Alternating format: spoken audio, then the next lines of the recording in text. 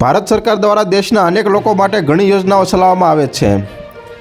દેશમાં આજે પણ આવા ઘણા લોકો છે જેઓ દિવસમાં 2 ટાઈમ પણ ખાવાની વ્યવસ્થા કરી શકતા નથી। ભારત સરકાર રાષ્ટ્રીય ખાદ્ય સુરક્ષા કાયદા હેઠળ આવા ગરીબ જરૂરિયાતમંદોને મફત રાશન પૂરું પાડે છે। જાન્યુઆરી 2025થી ભારત સરકાર દ્વારા રાશન કાર્ડ ધારકોને રાશનની સાથે ₹1000 પણ આપવામાં આવશે। સરકાર 5 કિલો મફત રાશન આપે છે, તો આ સાથે લાભાર્થી પરિવારના બેંક ખાતામાં ₹1000 પણ જમા કરવામાં આવશે। તમને જણાવી દઈએ કે વધારાની લાભ યોજનામાં માત્ર BPL કાર્ડ ધારકોને સામેલ કરવાની માહિતી છે।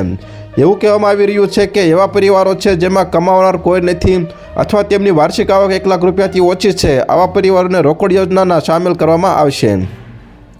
જોકે અત્યાર સુધી માત્ર અટકળો જ લગાવવામાં આવી રહી છે, સત્તાવાર રીતે આવી કોઈ જાહેરાત કરવામાં આવી નથી। ઉપરાંત આ મદદ માટે પ્રથમ પાત્ર E-KYC હોવાનું કહેવાય છે, કારણ કે હવે સરકાર E-KYC વગરના લોકોને મફત રાશનનો લાભ નહીં આપે। તો હાલ અત્યાર માટે આટલું જ મિત્રો। ફરી મળીએ નવી અપડેટ સાથે, તે પહેલાં વિડીયોને લાઇક કરી ન્યૂઝ ચેનલને સબસ્ક્રાઇબ કરી દો અને પાછળ બેલ આઇકન દબાવી દો।